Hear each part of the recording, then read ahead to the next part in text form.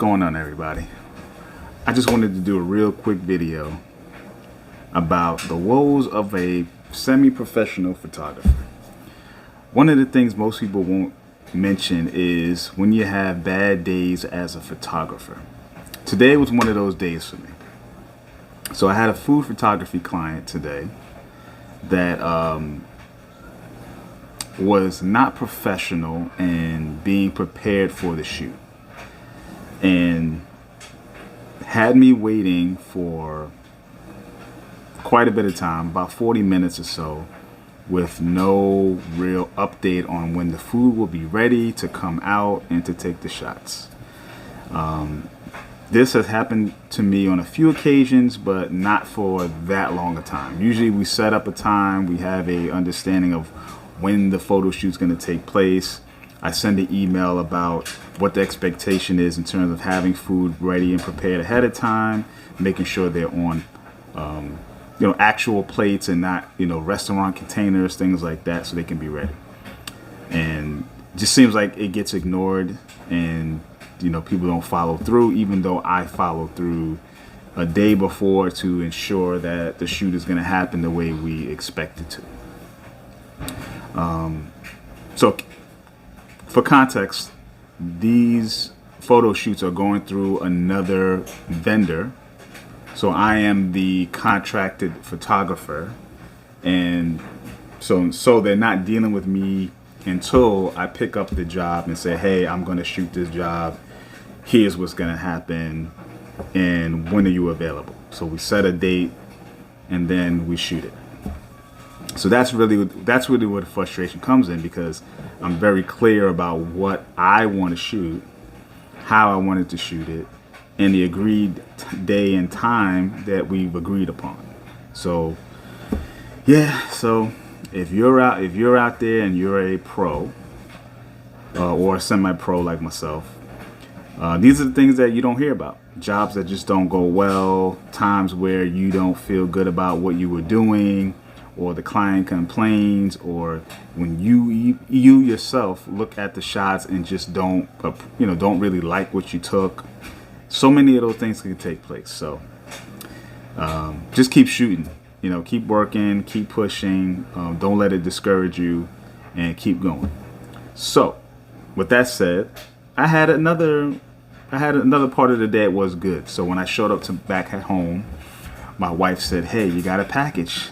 Something came in. So something I was waiting on, I knew it was going to come today, probably while I was out, which it did. And so I got a new lens. So hold that thought.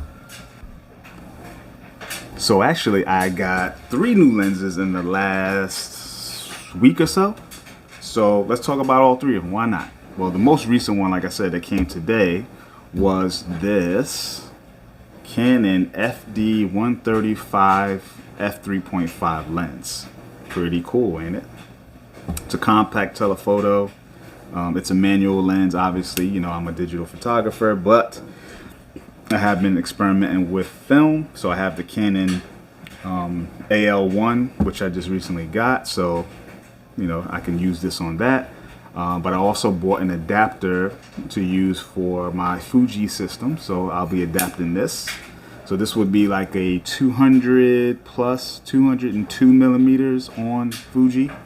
So that's pretty cool. Manual lens, has a nice, knurled focus ring, pretty smooth. And then the aperture ring here is, seems to be pretty cool too. Like got the clicks. Hear that? Yep. And it seems solid. The glass is very clean and clear, so no complaints there.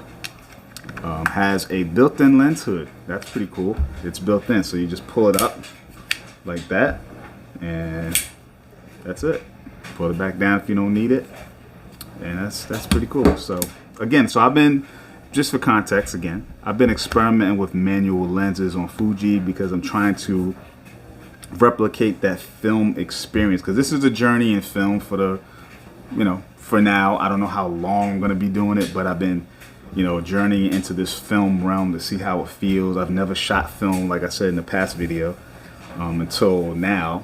My dad always did, but I didn't.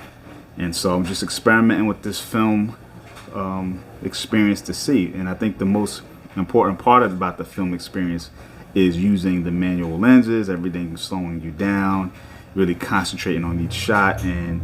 But I like the convenience of the digital. So I said, while I'm doing this film journey, why not adapt the lenses that I'm using so that I can use them on my X-T2. So my X-T2 and AL1 are, you know, I guess descendants, right? The X-T2 is a descendant of something like the AL1, right? It has the same kind of, you know, layout, you know, except instead of a film, you've got ISO, right? ISO dial.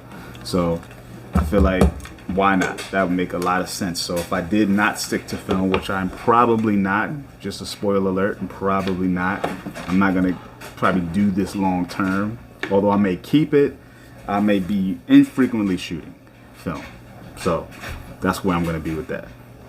So anyway, so the other two lenses is, I got a 28mm 2.8 FD lens, Canon FD. So we're staying with that FD mount, so I could adapt this.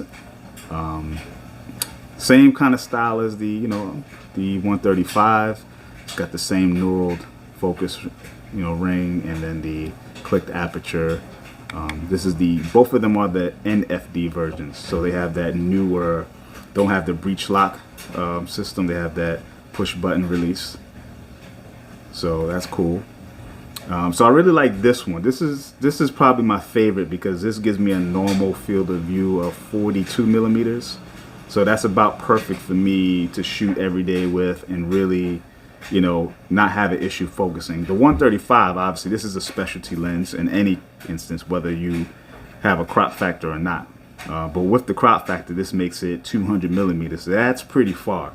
But my experiment is using both of these. When I'm using the 135, I'm probably going to do some street work with it, where I'm doing street photography from afar, right? Like from obviously got to be far away to shoot this, but where I'm kind of just sniping off shots from a spot. I'm going to sit somewhere like a sniper and just kind of pick my spots and just, you know, wait for things to happen in that style of street photography. Whereas with this, you know, being a 42mm, this is normal. So this will be where I'm actually walking about and taking shots. So that's my idea with this. And then the third lens that I received is a Rokinon 12mm f2. So this is also a manual lens, but this needs not adapted. It is for the Fuji X system. So this would be an 18mm equivalent. So this would be my ultra wide lens where I really want to capture a full on scene outdoors, you know, with some bright, with a bright aperture of f2 for those darker situations, you know, when I get indoors or the light gets a little bit low. I do have, obviously, you know, I have the Fuji 10-24 if you've been watching, because that's what I shoot most of my videos on. Today I'm shooting on my phone, Samsung Note 10. So that's what I'm shooting on now because I wanted to get this done quickly. But this will be more for like when I'm traveling. You know, the 10-24 is cool, but the f4 can hold you down. I remember shooting in Orlando once, and the f4 let me down a little bit when it got dark. And this will be probably better for a situation like that. I think the 10-24 is better in bright daylight, in situations where you know you're not going to go indoors, or real estate photography, you know. So I'll kind of limit that. And then also videos like this where I'm actually using lighting, which I am. I got a ring light pointing at me, so the f4 won't really matter, and so I can control it. But when I'm out and about on the street, you know, traveling, you don't know what situation is going to be in, that f2 is going to kind of save the day with the ISO. Now, I would say ISO on Fuji's are pretty clean, you know, up to 6400, so f4 isn't that bad. But I remember shooting in really bad spots with the 10-24, and I had to go to 12,800, and that wasn't ideal. But at the end of the day, they weren't professional shots, so who cares?